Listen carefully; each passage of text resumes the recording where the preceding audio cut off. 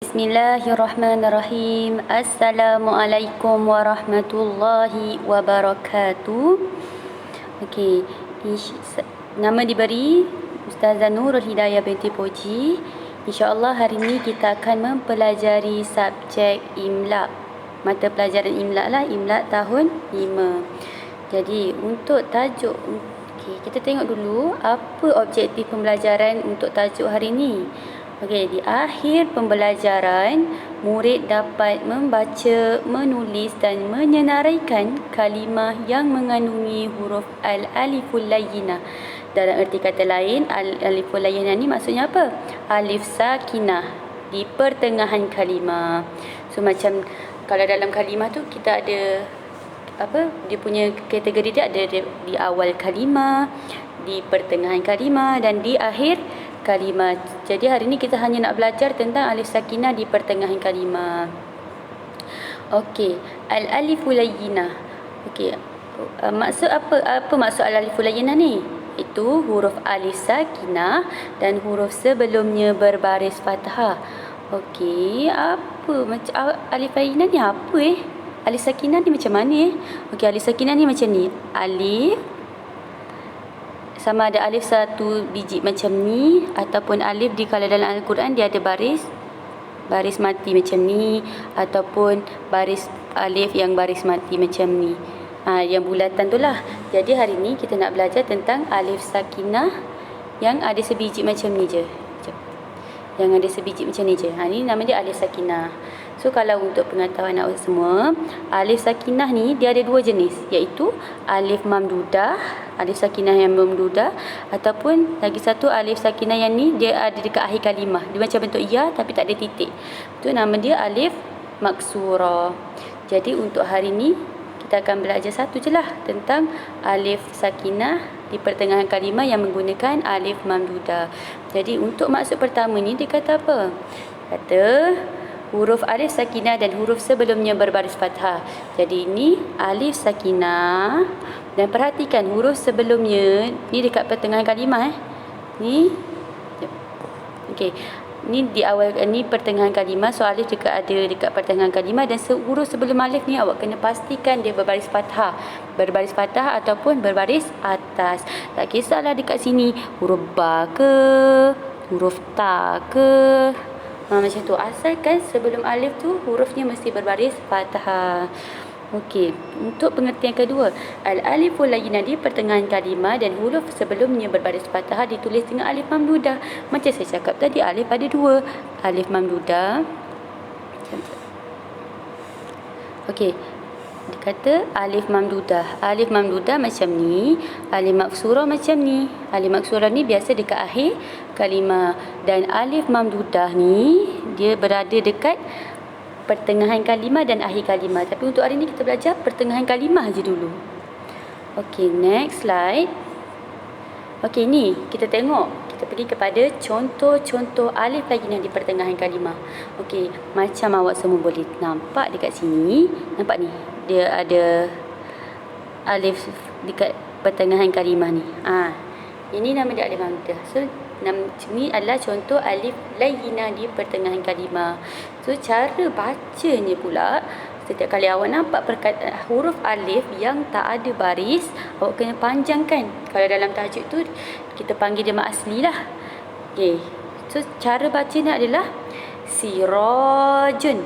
Panjang dua harakat dekat alif yang tu, sirajun. Maksudnya contoh kalau kita ada saya suruh imlakan ataupun saya suruh awak buat tulis apa yang saya sebut. Jadi bila awak dengar kalau saya panjangkan dekat perkataan satu-satu huruf tu, maksudnya dia ada alif kat tengah tu. Macam syayun, syayun, yang panjang tu ada alif. Begitu juga dengan kitabun, kitabun, fakihatun, fakihatun. Yang ni pun sama, daulabun. Yang ni pun adalah sebelah lam ni adalah dikira juga sebagai alif layyinah di pertengahan kalimah. Daulabun. Okey, dan yang terakhir ni adalah huruf dia menggunakan alif kecil. Dia sama ada kita menggunakan alif besar ataupun alif kecil, itu dikira juga sebagai alif layyinah di pertengahan kalimah. Tengok ni perkataan as-sirat ni, dekat sirat ni. Okey. As-sirat. Masih kena panjangnya dekat situ. Okey, faham Okey. Dan kita move to the next slide. Kita pergi ke slide yang seterusnya. Okey. Pelajaran kita dah habis dah sebenarnya. Cuma hari ni untuk slide yang ni kita nak praktis ataupun kita nak mantapkan lagi apa yang kita faham sebentar tadi. Jadinya jom praktis, iaitu keluarkan kalimah yang mengandungi huruf al-aliful layyinah di pertengahan kalimah. Okey, dalam surah Al-Fatihah ni saya nak awak keluarkan buku tulis dan awak tulis perkataan-perkataan yang ada alif layyinah dekat tengah. Contoh saya bagi perkataan untuk ayat pertama ni, saya bagi contoh al-alamin. Al-alamin. Kenapa saya cakap yang ni? Sebab apa? Sebab sebelah ain tu ada alif. Alif kecil ke alif besar ke? Dia still dalam tajuk ni alif kecil. So kenapa saya kata dekat pertengahan kalimah? Sebab dia adalah selepas ain dan sebelum lam. Okey, jadi tugas awak untuk senaraikan dululah daripada satu surah ni. Okey, dan seterusnya lepas tersenaraikan, itu adalah kerja rumah lah. Dan untuk yang terakhir adalah saya nak awak dengar dengan teliti apa perkataan-perkataan yang akan saya sebutkan. Kemudian awak tulis juga dalam buku tulis. Kenapa kita kena praktiskan menulis ni? Sebabnya nanti sebab kita nak tahulah bila bila seorang guru tu baca dalam keadaan dia panjangkan, maksudnya adalah tu terselit alif ke waw atau ya. Jadinya bila kita praktis dari sekarang, insya-Allah lama-lama kita akan mahirlah menulis sesuatu perkataan tu. Tapi untuk hari ni kita fokus menulis yang ada alif layyinah di pertengahan kalimah. Okey, semua dah bersedia? Dah, betul dah kan? Okey, jadi untuk perkataan pertama saya akan bacakan sebanyak 3 kali. Okey, untuk perkataan yang pertama ialah al-insana. Al-insana. Al-insana. Okey, untuk perkataan yang kedua, yakhafu. Yakhafu. Yakhafu. Okey, yang ketiga, bijiwari.